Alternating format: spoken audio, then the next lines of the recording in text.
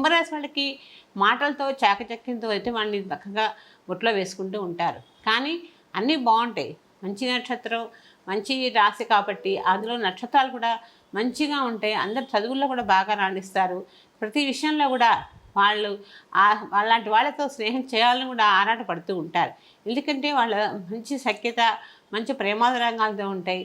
ప్రేమ సంబంధాలు కూడా ఏవైనా సరే ప్రయత్నం చేసినా అనుకోకుండా అయిపోతుంటాయి. ప్రేమ వ్యవహారాలు ముందుకు వస్తూ ఉంటారు.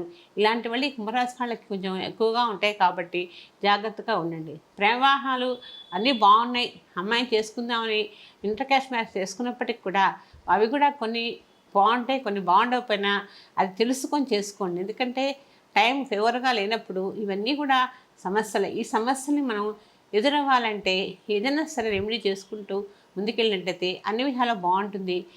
ఈ కుంభరాశి వాళ్ళకి ప్రతి కూడా మనసులో పెట్టుకుంటారు, భావాన్ని బయట వ్యక్తం చేయరు. చేయకుండా తను చేసే పని చేసి చూపిస్తారు.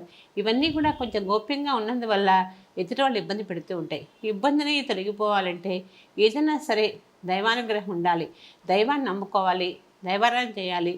దైవారాధన చేసేటప్పుడు కూడా మనసు నిమగ్నంగా ఉండాలి. మనసు ఎప్పుడు ప్రశాంతంగా ఉండాలి.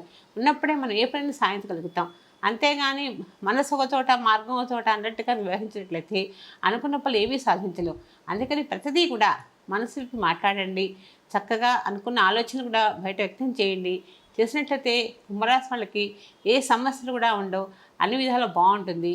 ఈ రాశి వాళ్ళు చక్కగా కార్తికేయుని పూజ చేసుకోండి, అన్ని విధాలు బాగుంటుంది. దాంతోపాటు 3 నెలలకోసారి సరిగ్గా తైలాభిషేకం చేయించుకుంటూ ఉండండి. సంతోషంలో ఉన్నారు కాబట్టి ఈ సమస్యలన్నీ కూడా ఈజీగా సాల్వ్ అయిపోతాయి.